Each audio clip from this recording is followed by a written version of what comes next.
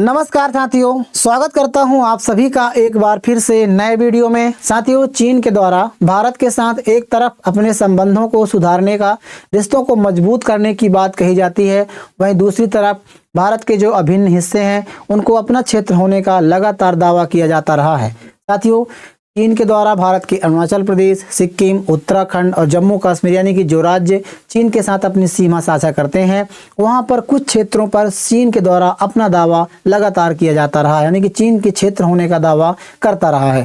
साथ ही इसको लेकर के दोनों देशों के बीच सीमा पर तनाव की स्थिति और दोनों देशों के बीच संबंधों को लेकर के भी काफी ज्यादा तनावपूर्ण स्थिति देखने को मिलती रहती है।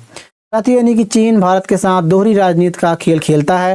एक तरफ अपने संबंधों को सुधारने की बात करता है, वहीं दूसरी तरफ अपनी विस्तारवादी नीति के तहत भारत के इन क्षेत्रों को हड़पने का भी वो लगातार प्रयास करता रहता है। साथियों, इसी क्रम में चीन का एक और कृत्य सामने निकल कर आया है। चीन के द्वारा सक्सगाम घाटी, जम्मू कश्मीर की सक्सगाम घाटी है जो विवादित क्षेत्र है, वहां पर इंफ्रास्ट्रक्चर का निर्माण कार्य शुरू किया गया है। साथियों, भारत ने इस पर कड़ी प्रतिक्रिया दी है और उसके बाद से दोनों देशों के बीच जो संबंध हैं एक बार फिर से तनावपूर्ण होते हुए दिखाई दे रहे हैं। साथियों, ये घटनाक्रम ऐसे समय में घट रही है जब चीन का एक प्रतिनिधिमंडल भारत की यात्रा पर आया हुआ है और ये प्रतिनिधिमंडल भारत की जो सत्तारूढ़ पार्टी है बीजेपी के मुख्यालय पर इनकी बैठक भी हुई है। इसके बाद से ये राजनीतिक सरगर्मी भी काफ़ी ज़्यादा तेज हो गई है भारत में। इसको लेकर के भारत का जो विपक्ष पार्टी है वो काफ़ी ज़्यादा हमलावर है और जो बीजेपी सत्तारूढ़ पार्टी है उसके ऊपर काफ़ी सारे एलिगेशंस लगाए जा रहे हैं, कई प्रकार के आरोप और सवाल उनसे किए जा रहे हैं। साथ ही आज हम इस वीडियो में इन सभी सवालों और इसके अलावा जो सक्सगाम घाटी है इसका क्या इतिहास रहा है, कैसे ये चीन के पास पहुंचा और विवादित किस क्षेत्र को लेकर विवादित है, इसके अलावा इसके क्या सामरिक महत्व हैं, इन सभी के बारे में आज हम विस्तार से चर्चा करने वाले हैं। साथियों, भारत के तमाम समाचार पत्रों में इस खबर को लेकर के कई प्रकार के आर्टिकल्स प्रकाशित किए जा रहे हैं। इनकी हेडलाइंस आप यहां पर देख सकते हैं, जिनमें कई प्रकार के आर्टिकल और तमाम प्रकार की खबरें प्रकाशित किए जा रहे हैं। साथियों, अब बात करें कि विवाद की स्थिति क्या है। दरअसल भारत ने 9 जनवरी को चीन का जो इलाका है सक्सगाम घाटी है, यहाँ पर चीन का जो अवैध कंट्रोल है, इसको लेकर के भारत ने एक बयान दिया था जिसपे कहा गया था कि चीन ने अवैध कंट्रोल कर रखा है सक्सगाम घाटी पर। जिसके बाद से चीन ने सोमवार को जम्मू और कश्मीर की जो सक्सगाम घाटी है वहां पर अपनी क्षेत्रीय दावों की पुष्टि की। उन्होंने कहा कि जो भारत ने आपत्ति जताई है उसके बाद ये आपत्ति को उन्होंने खारिज कर दिया और उन्होंने निसंदेह बताया कि ये जो एरिया है ये चीन का एरिया है। अब साथ ही इसको लेकर विवाद उत्पन्न हो गया है। चीन यहीं से ही इंफ्रास्ट्रक्चर का निर्माण कार्य शुरू किया है। आपको बता दें कि जो चाइना पाकिस्तान इकोनॉमिक कॉरिडोर है, जो गलियारा निकलता है, एक सड़क बनाई जा रही है, वो यहाँ से होकर के गुजरती है, इसके कुछ हिस्सों से होकर गुजरती है, जिसके बाद से विवाद उत्पन्न हो गया है।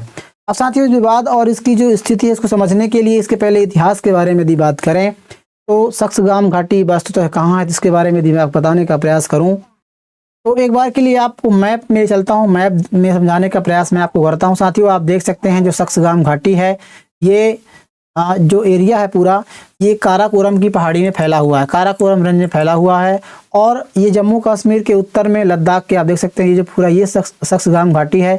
एक तरफ चाइना का एरिया पड़ता है, चाइना का जो है, इसके अलावा दूसरी तरफ जो गिलगिट बाल्टिस्तान का एरिया जो पाक ऑक्युपाइड कश्मीर के अंतर्गत आता है और दूसरी तरफ भारत का हिस्सा है। तो इसको लेकर के विवाद है। इसका जो कुल क्षेत्रफल है वो 5100 वर्ग किलोमीटर है। अब साथियों, विवादित स्थिति कैसी बनी, आपको बता दें कि आप सभी जानते हैं कि भारत जब भारत आज़ाद नहीं हुआ था, भारत में कई वर्षों पहले एक रियासत हुआ करती थी, रियासतों का शासन हुआ करता था, छोटी बड़ी रियासतें हुआ करती थी और वहां पर राजा महाराजाओं के द्वारा शासन किया जाता रहा है। साथियों, ठीक उसी प्रकार से जम्मू कश्मीर भी एक रियासत हुआ करती थी और 1846 में अमृतसर की एक संधि होती है।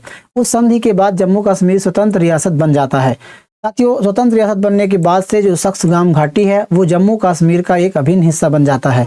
लेकिन 1947 में जब भारत आज़ाद हुआ और आज़ाद होने के बाद पाकिस्तान एक नया देश बन जाता है।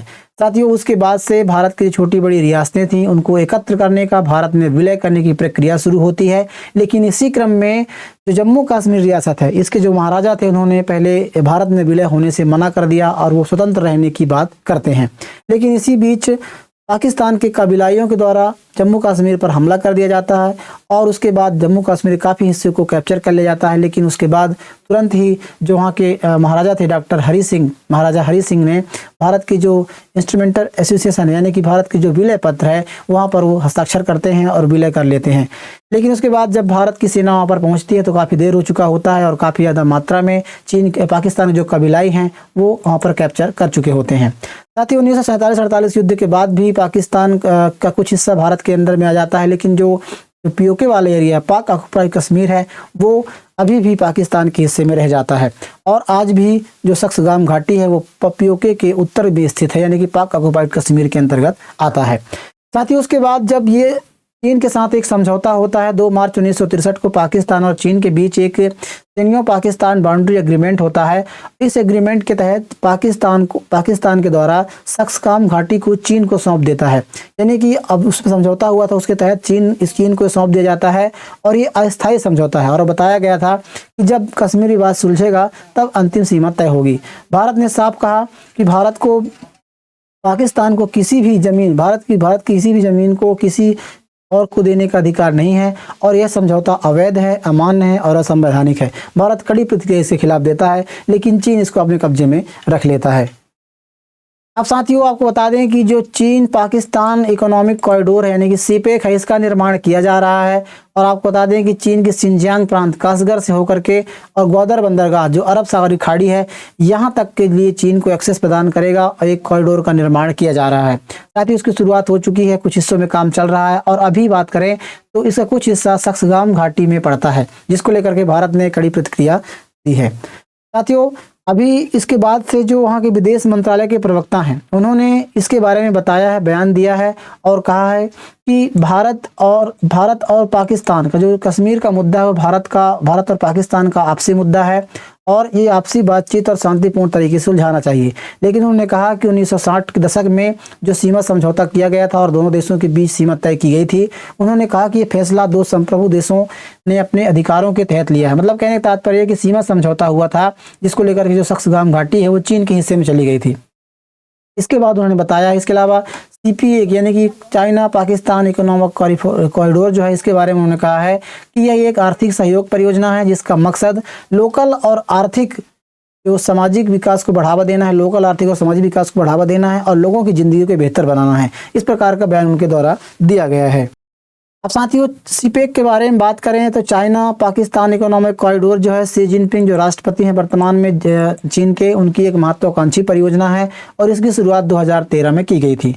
इसमें चीन के जो सिंजियांग प्रांत है वहां से लेकर के पाकिस्तान के ग्वादर पोर्ट तक $60 बिलियन का इसमें निवेश किया गया था, लगभग 5 लाख करोड़ रुपए की और लागत से यह आर्थिक गलियारा बनाया जा रहा है। इसके जरिए क्या होगा साथियों कि चीन जो अभी तक क्या है कि कोई भी चीज़ यदि चीन इंपोर्ट करता है समुद्र के रास्ते से आता है, मिडिल ईस्ट से हो, अफ्रीका से हो या फिर और भी लैटिन अमेरिका से हो, यूरोप से हो, तो उनके लिए क्या है कि लंबा यात्रा उसको तय करना पड़ता है और मलक्का जो इंडोनेशिया है, मलेशिया, यहाँ की जो मलक्का स्ट्रीट है यहाँ से होकर के जाती है जहाज़ और वहाँ तक पहुँचती है चाइना के संघाई तक।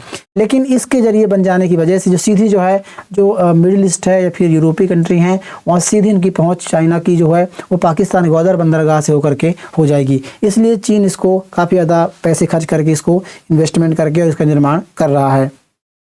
जैसा कि आप मैप में देख सकते हैं अभी जो चाइना अपना इंपोर्ट करता है कोई भी चीज़, क्योंकि जो चाइना सबसे ज़्यादा जो इंपोर्ट करता है वो तेल का करता है, तो तेल खाड़ी ओपेक कंट्री है वहाँ से तेल का आयात करता है, चाहे मिडिल ईस्ट में हो, यूरोपियन कंट्री में हो, जो लैटिन अमेरिका वहाँ से तेल आयात करता है। तो इस प्रकार कुछ रास्ते से होकर के निकलता है और ये जो मलक्का स्ट्रीट आप यहाँ पर देख रहे हैं यहाँ से होते हुए चाइना की संघाई तक पहुँचता है।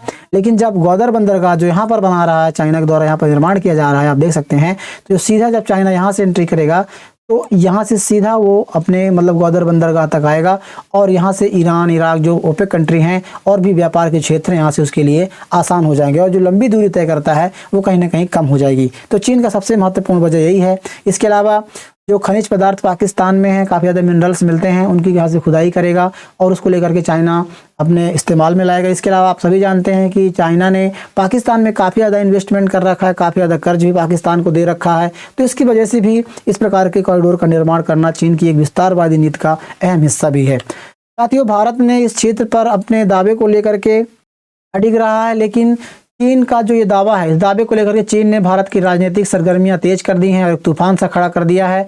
आप देख सकते हैं पोस्ट के बारे में कांग्रेस की जो नेता हैं सुप्रिया सुनेत, उन्होंने इस प्रकार के पोस्ट जारी करके उस बीजेपी से सवाल पूछा है कि क्या जो चीन और जो भारतीय जनता पार्टी के लोग हैं क्या मिले जुले हैं, ऐसा संकेत निकल कर आ रहा है, ऐसा आरोप भी लगाया जा रहा है।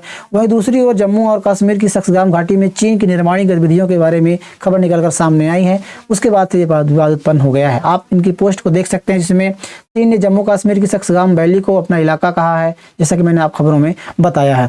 तो कांग्रेस की तरफ से बीजेपी पर भी काफ़ी ज़्यादा आरोप लगाया जा रहा है। जो अभी हाल में बैठकी हुई इस प्रकार की तस्वीरें निकल कर आ रही हैं कि जो चीनी कम्युनिस्ट पार्टी के केंद्रीय समिति के अंतर्राष्ट्रीय विभाग की उप मंत्री महामहिम सुन हैवान के नेतृत्व में एक प्रतिनिधिमंडल ने आज भाजपा मुख्यालय का दौरा किया था। मतलब भाजपा के मुख्यालय में इस प्रकार की मीटिंग हुई थी और जो फॉरेन मिनिस्टर के मंत्रालय द्वारा पोस्ट में कहा गया है कि उन्होंने आगे कहा कि भाजपा और सीसीपी के जो चाइना के मंत्री हैं, यहाँ की जो विभाग के प्रतिनिधिमंडल आया हुआ है, उनके बीच अंतर्दलीय संचार को बढ़ावा देने पर चर्चा हुई। भारत में चीनी राजदूत महामहिम जू फिहोंग भी प्रतिनिधिमंडल में शामिल रहे हैं। तो इस बैठक को लेकर के कांग्रेस ने जिस प्रकार से प्रतिक्रिया दी है, ये इस प्रकार के सवाल खड़े किए हैं। ठीक उसी प्रकार से ऐसे सवाल है साथियों जो कुछ साल पहले 2020 में जेपी नड्डा के द्वारा, जो बीजेपी के नेता हैं जेपी नड्डा के द्वारा राहुल गांधी पर लगाए गए थे। उन्होंने आरोप लगाया था कि राहुल गांधी किस प्रकार से जो चीन की जो एम्बेसी है इस पे जाकर के राहुल गांधी चुपके तरीके से उनसे मुलाकात करते हैं, चीन के लोगों से मिलते हैं। तो इस प्रकार का बयान भी जेपी नड्डा के द्वारा दिया गया था। तो ठीक इसी प्रकार से कुछ कांग्रेस के द्वारा भी पलटवार किया गया है। बहरहाल आपको बता दें कि ये खबर को लेकर के कई प्रकार के आर्टिकल प्रकाशित हो रहे हैं। आप इसके बारे में क्या सोचते हैं, इसके बारे में बताइए। जानकारी यदि आपको अच्छी लगी है तो वीडियो को लाइक जरूर कीजिएगा, चैनल को जरूर सब्सक्राइब कर लीजिए। मिलते हैं किसी ऐसे नए इन्फॉर्मेशनल वीडियो के साथ, तब तक के लिए नमस्कार।